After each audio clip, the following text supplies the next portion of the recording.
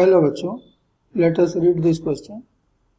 A thin non-conducting ring of radius r has a linear charge density lambda equal to lambda 0 cos phi, where lambda 0 is a constant, phi is the azimuthal angle. Find the magnitude of the electric field strength at the center of the ring. इस question के लिए जो की concept है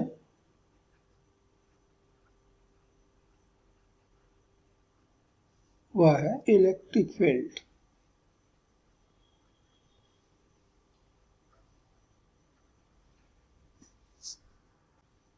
ये हमारा दिया गया रिंग है। हम यहाँ पर एंगल नेगेटिव एक्स एक्सिस के साथ में मेजर कर रहे हैं। तो एंगल फाई पर एक छोटा सा एलिमेंट है डीएल। अब इस पूरे रिंग में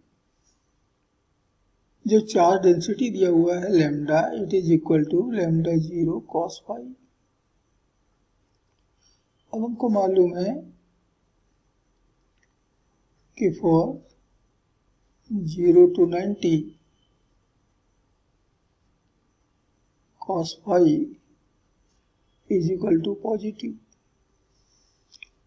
तो पहले क्वाड्रेंट में पॉजिटिव चार्ज होगा, ये हमारा पहला क्वाड्रेंट हो गया। फिर 90 to 180 degree cos phi is equal to negative. तो दूसरे क्वाड्रेंट में ये हमारा दूसरा क्वाड्रेंट आ गया। 90 से लेकर 180 तक यहाँ चार्ज होगा निगेटिव। फिर 180 to 270 the cos phi is again equal to a negative value, और इसलिए ये तीसरे क्वाड्रेंट में भी हमारे पास निगेटिव चार्ज होगा। But for 270 to 360 degree the value of cos phi is again positive, और इसलिए ये हमारे फोर्थ क्वाड्रेंट में पॉजिटिव चार्ज होगा। तो first quadrant, second quadrant, third quadrant या फोर्थ क्वाड्रेंट में जो चार्जेस हैं वो इक्वल है, अर्थात जो चार्ज डिस्ट्रीब्यूशन है वो सिमेट्रिकल है। अब यहाँ पर हमने एक छोटा सा जो एलिमेंट लिया है डीएल, उसमें जो चार्ज होगा क्यू या डी क्यू, उसने यहाँ पर एक फील्ड प्रोड्यूस किया है, मान लेते हैं डीई। तो इस डी के हमको दो कंपोनेंट मिलेंगे, one along the x-axis, it is equal to dE cos phi, and another along the negative y-axis, it is dE sin phi। ऐसा ही और इसी पोजीशन पर हम सेकेंड क्वाड्रेंट में कोई एलिमेंट ले dl, तो इसका इलेक्ट्रिक फील्ड dE, आपको मालूम है कि पॉजिटिव चार्ज हमेशा अपने से दूर वाली डायरेक्शन में, लेकिन नेगेटिव चार्ज हमेशा अपने ही डायरेक्शन में इलेक्ट्रिक फील्ड प्रोड्यूस करते हैं। तो इस डीई के फिर से हमको दो कंपोनेंट मिलेंगे, d E cos theta along x axis cos phi, और d E sine phi along positive y axis.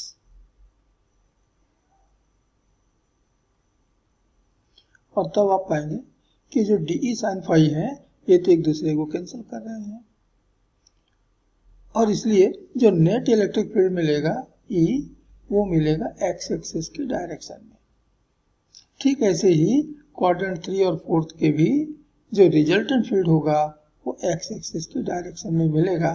Y direction वाले कंपोनेंट एक दूसरे को कैंसिल कर देंगे, और इसलिए जो भी हम एलिमेंट ले रहे हैं उसका इफेक्टिव इलेक्ट्रिक फील्ड जो होगा वो होगा d E cos phi, and therefore electric field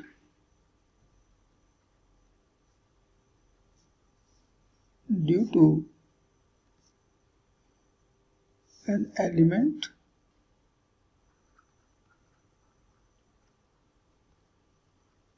of length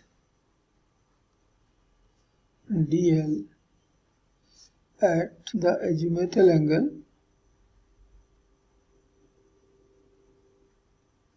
y is equal to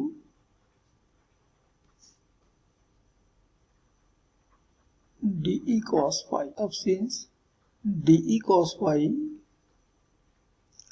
में हम डी की वैल्यू रख सकते हैं 1/4πε0 into d q the charge in the element upon distance का स्क्वायर, और ये हो जाएगा रिंग के रेडियस का स्क्वायर इंटू cos फाई। अब जो एलिमेंट में जो चार्ज होगा डी क्यू, ये बराबर होगा the line density of charge that is lambda into d l.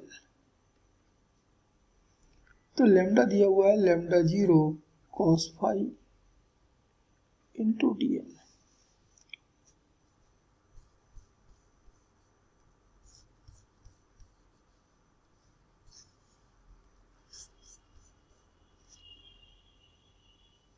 अब हमको भी मालूम है कि dl upon R, the arc upon radius, ये बराबर होता है एंगल डी फाई मान लेते हैं। तो हम dl की जगह रख सकते हैं are d phi, and therefore the field is 1/4πε0। D Q की जगह हमने रख दिया लेमडा 0 cos फाई, और dl की जगह हमने ये जो डी क्यू है ये आ रहा है लेमडा 0 cos फाई और इंटू dl। dl की जगह हम रख सकते हैं आर डी फाई, ये डी क्यू की वैल्यू इंटू cos फाई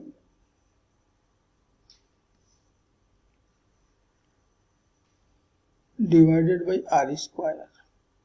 तो एक आर यहाँ से हो गया कैंसल, और इसलिए फील्ड, चलिए मैं इसको अब डी डैश कह देता हूँ। ये हमको मिल रहा है 1/4πε0 lambda 0 by r into cos square phi d phi, and then net electric field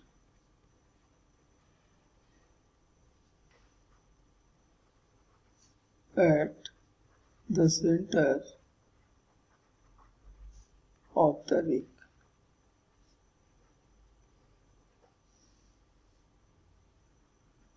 E is equal to the integration of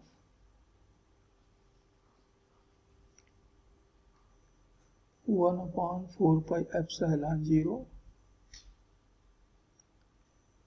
lambda 0 upon r into cos square phi d phi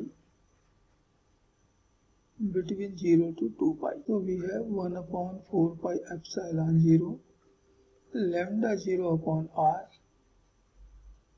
और cos square phi का integration होता है phi upon 2, और limit है 0 से 2 pi. So we have 1/4πε0 lambda 0 by r, और ये हो गया लिमिट रखने के बाद 2 पाई बाई 2 मीन्स पाई, तो एक पाई यहाँ से कैंसिल, और तब हमको मिल रहा है लैम्डा 0 अपॉन 4ε0 आर, और ये इस क्वेश्चन के लिए फाइनल आंसर होगा। इतना इलेक्ट्रिक फील्ड हमें सेंटर पे मिलेगा। Hope you understood it well. Best of luck.